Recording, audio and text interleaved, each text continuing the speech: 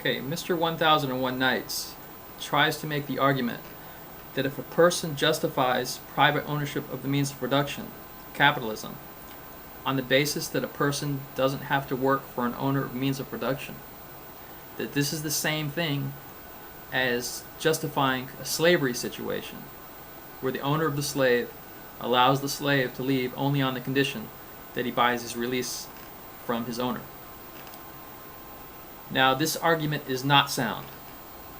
First, the analogy is bad. It's not the same in that the employer doesn't own his employee, whereas the slave has an owner, or at least acts as an owner. So the slave owner will not release the slave unless he meets the slave owner's conditions. If you're an employee, if the employer tells you to do something, you can simply say no. Of course you won't get paid, but you're free to do this. You don't have to work for an employer against your will. Not so for slavery. So it's not comparable in this respect. Now, Mr. 1001 Nights will say it's the same because he says an individual who owns businesses and resources are holding these things to themselves such that people, or at least most people, don't have the ability to become self-employed. So therefore, the owners of these things are putting everyone else in a position where they have to work for them. In effect, they're coercing them by withholding a limited resource. Now, if this were true, then he would be correct to say that private ownership of the means of production is unjustified from the perspective of someone that's not self-employed. If that were the case, then the person that's not self-employed could never be autonomous. It would be no more justifiable to support slavery over private ownership of the means of production, if that were true. That would be a sound argument, and I would agree with it. It would be a beautiful argument. But the problem is that the premise is not true. The premise is demonstrably false. It's not true that allowing private ownership of the means of production, capitalism, creates a situation where people have to work for a boss or starve. I ask him to go out and look around. Look in your phone book. Look at the newspaper advertisements. Walk down the street. Look at all these businesses. From the shoe shine guy, to the independent plumber, to the handyman, to the guy making a living buying and selling on eBay, to the mom and pop convenience stores, to the independent attorney, to the independent stockbroker, and then on to other small businesses and on to the larger businesses that employ a lot of people. Now, if people had to work for a boss or starve, then how did these businesses come to be? Obviously, people don't have to work for a boss or starve because people who didn't want to work for a boss or starve were able to start these businesses. Now, by the way, most businesses in the US are sole proprietorships. So go tell any of these self-employed people that they have to work for a boss or starve. They'll laugh. So the claim that private ownership of the means of production creates a situation where people have to work for the owners or starve is so obviously false.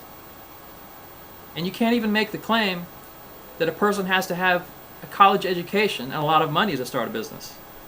It's not the case. For example, someone in my family owns a used car business. She has no college education. She simply bought a used car and then sold it for more money. Now she owns her own building and a car lot and makes a good living. She did this gradually just by buying and selling used cars. This allowed her to become self-sufficient and completely autonomous. She has no boss and no college education. And she started with very little money. Now tell me, what's to stop anyone from doing that? It takes no special skill or education to start your own business. And there's an unlimited amount of jobs that are available to be created by anyone that wishes to do so. The only thing that it requires is motivation. It takes thinking for yourself. It takes not telling yourself that you have to work for a boss or starve. If that's what you tell yourself, then that's the dilemma you're imposing on yourself, not on me or anyone else. If you say it enough that you have to work for a boss or starve, that's what you'll believe. So I think the anti-capitalists here may sincerely believe that they have to work for a boss or starve. because they've convinced themselves of this by saying it over and over and being brainwashed, in effect, by anti-capitalist propaganda. But the reality is, you don't have to work for a boss. Businesses are not a limited resource where if someone starts one, that he's taking resources away from you and putting you in a situation where you have to work for him. Businesses are an unlimited resource. It doesn't matter how many businesses people create. Entrepreneurs are not putting you in a position where you have to work for other people. Human wants and needs are unlimited, so there's always room for more entrepreneurs to provide these needs. Now, why doesn't everyone start their own business? Well, either they hold the false belief that they have to work for a boss or starve, or they just don't want to. Life is easier if you wait for others to create a job for you. It's the easy way out in life, but probably less rewarding. Since starting a business is more challenging than looking in a newspaper to find jobs that someone else has created, it's natural that most people aren't willing to take the effort. Another thing is most people quit if they fail once. It often takes more than one try to succeed at anything. So again, naturally, most people are going to take the less strenuous route in life and simply work for others. So the premise that capitalism puts people in a situation where they have to work for a boss or starve is obviously false. Obviously.